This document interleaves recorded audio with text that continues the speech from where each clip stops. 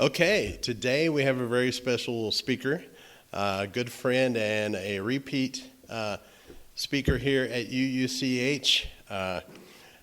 Pretty much everybody here knows him. So let's welcome to the stage Gerry Murphy. You know him, you love him. Bring him on.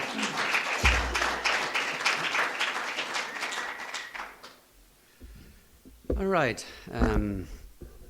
Thanks, Kathy, for mentioning the connection with Winds Be Still. Like, I just selected two, songs, hymns for today, fitting with the theme of peace, but I had no idea of the connection that you shared with us. I like those little moments. All right. So, cultivating a spirituality of peace. Oh, the mic. Yeah, let's bring it down a little bit. Okay. So this holiday season is one that I invariably associate with peace, goodwill, fellowship, and gratitude. In the Western world, it's very much a festive season, rooted in the Judeo-Christian infancy narrative of the Christ child. And the three kings from the east who presented gold, frankincense, and myrrh to the newborn king. Hence the annual tradition of exchanging Christmas presents. But I find it sad and ironic that in this season of peace and goodwill, it's marred by deep unrest, polarization, and violence all over the world. We've had many Nobel Peace Prize winners over the years, and many visionary leaders who've tried to change the course of human history. From relentless wars and tribalistic feuding to a new era of world peace and stability. And we've made progress, but we seem to be light years away from realizing the dream of world peace and human solidarity. Why?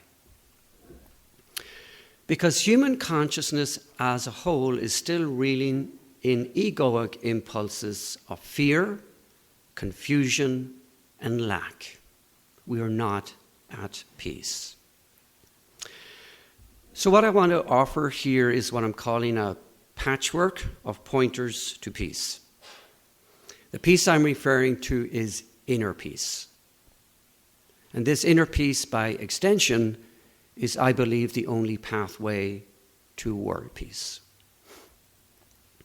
The teachings I share with you here are not original. They're not complicated. They're largely derived from teachers and texts that have inspired me over the years. I'm drawing from Christian mysticism, Buddhism, A Course in Miracles, Eckhart Tolle, and various channeled messages that have resonated with me down the years. Let me clear my throat and then I'll jump in.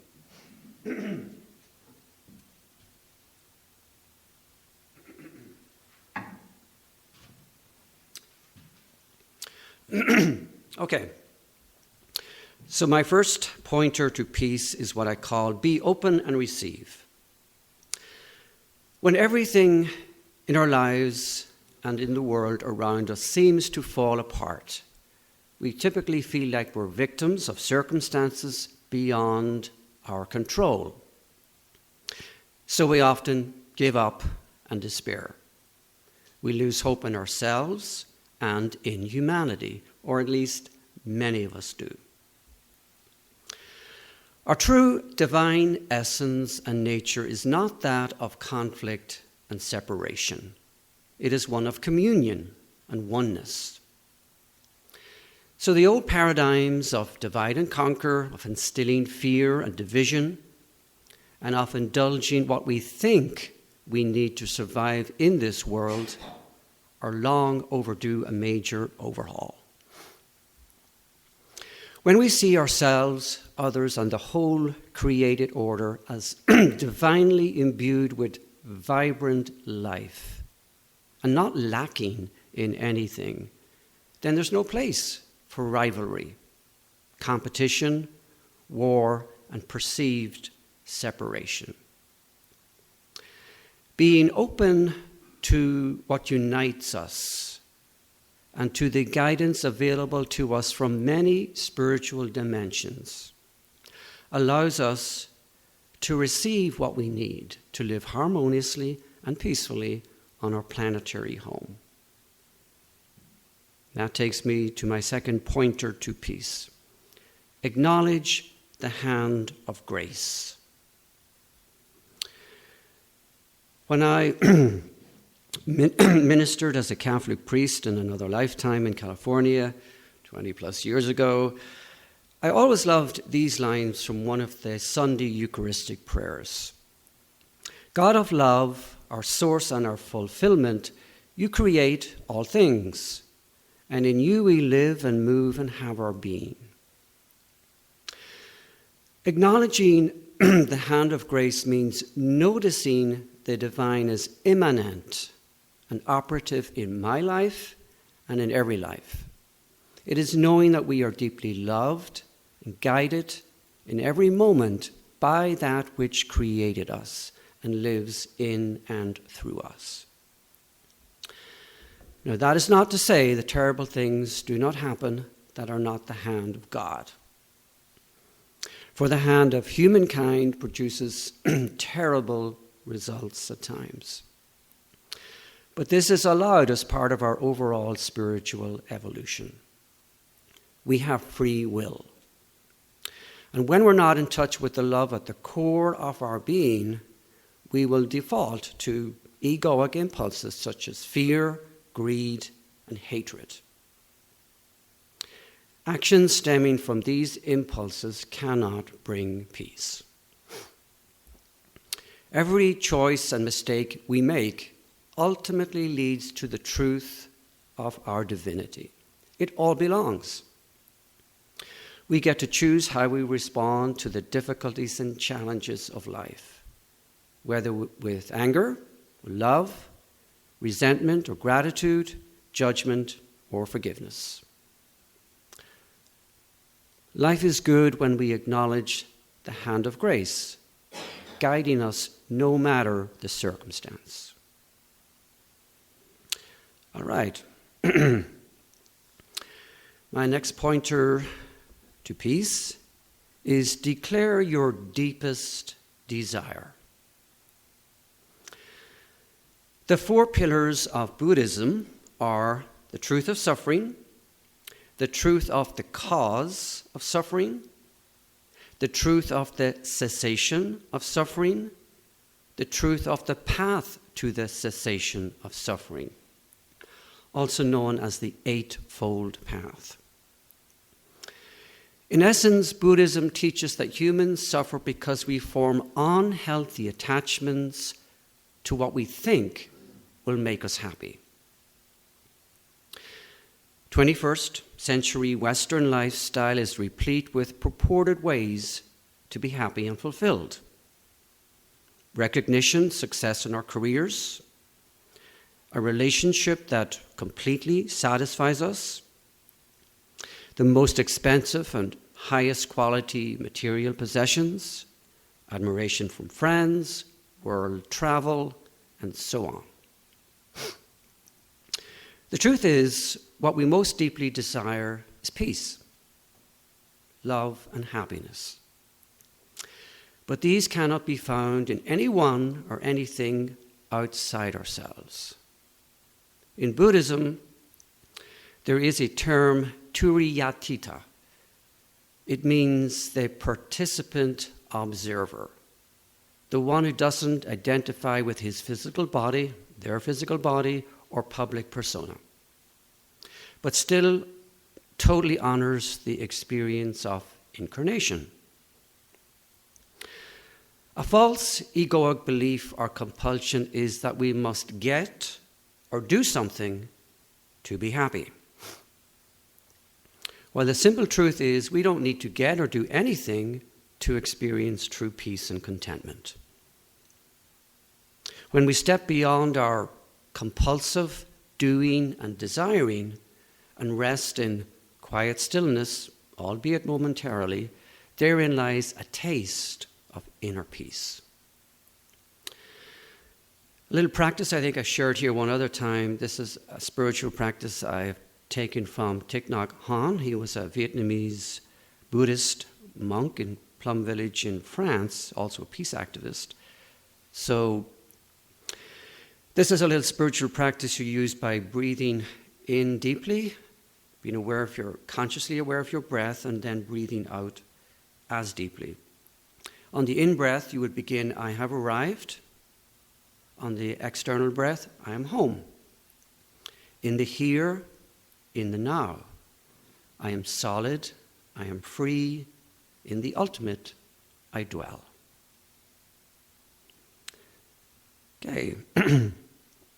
Next pointer to peace is accept life as it is.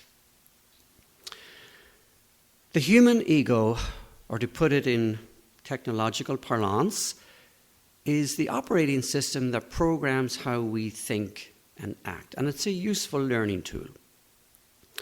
It's what preserves our sense of individual identity in the world and is our fundamental survival mechanism. That said, it's what keeps us from fully experiencing our true nature, our divine beingness. Therefore, most of the time, we're acting out of egoic impulses. We're judging others, ourselves, resisting and resenting life as it is.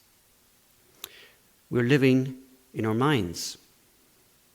We are insisting that life should be other than it is, rather than accepting it for what it is. Much of what happens in our lives or in the world is not in our control. But our subjective experience of it is. It is okay to accept our pain and limitations as a human being. Acceptance comes when we stop fighting with life, ourselves and others. When we recognize our painful feelings for what they are, a byproduct of our human condition, then we can sit with them compassionately until they pass over. We are eternal, spiritual beings having a human experience. We occupy physical bodies, and we have a mind with its own egoic operating system. But we are neither our body nor our mind. Living peacefully means not indulging our egoic impulses to resist and fight with life. This doesn't mean being a passive spectator either. Only that we can be part of the change we'd like to see from an inner disposition of acceptance and peace. The more we resist, fight, judge, demonize others, the more we suffer. Everything belongs and is as it should be. And that takes me to my next little pointer to peace. Be with what is real. This is how the human mind operates. When we think about something long enough, we form a belief about it. When we believe something to be true, we generate feelings around it. And these feelings lead to action, how we act and relate to others. For example, I have come to the conclusion that I am unattractive. Because I now believe this, I feel miserable and unattractive in the eyes of others. I spend an obsessive amount of time trying to fix my perceived unattractiveness. The problem with thoughts and feelings is that they do not accurately reflect reality, and often they have no connection with reality at all. Our perceived reality is far removed from what is real and true. And giving so much weight to thoughts and feelings, I believe, is responsible for much of the suffering we experience here on earth. The solution? Disengage from the mind games perceived reality and false beliefs we have about ourselves and the world around us. To simply rest in the awareness of being alive and aware, to be conscious that we are conscious.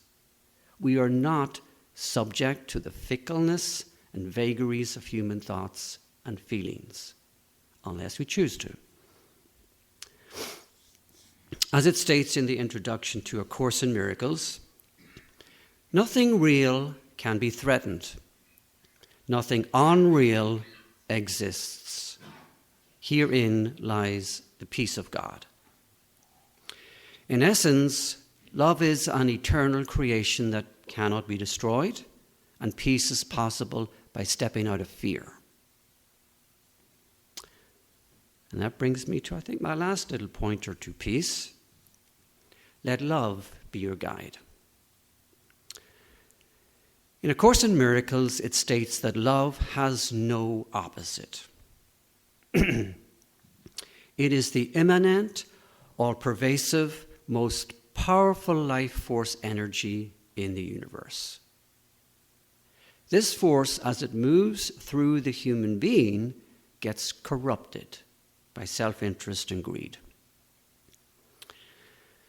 When I officiate at wedding ceremonies, I often tell couples that the one question not to enter into marriage with is, what's in it for me? If there is an opposite to love, it is neediness. We don't feel satisfied until we've taken something from someone else. Where true love is a state of giving, not taking. Some of you would probably remember one of Tom Cruise's early movies, Gerry Maguire, where he plays this hotshot sports agent, making it big in the business world. He's in this relationship with Dorothy Boyd, I think the character is in the movie. But anyway, there's this famous scene that's now viral on YouTube ever since, where he's at this convention. They've separated at this point through some rift in the relationship. But he comes to his senses and realizes what's most important to him in his life. And it's not his business, his career, or his ego. So he returns very humble one evening to his wife's home, I believe, and she's there with her support group of women. And he walks in and there's this silence. Here he is. And he begins the now famous words, this world is a cynical place and it's everyone for themselves and et cetera, et cetera. But I've come to realize what matters to me, and it's that I love you, and you complete me. Now, those words, you complete me, they're a very warm and fuzzy Hollywood soundbite, but they're not real. So, if you feel complete and at peace in ourselves, we will not make such a statement. We can only achieve a state of peace and love by seeing that nothing is lacking within us, within others, or within life. That everything is already good and as it is meant to be.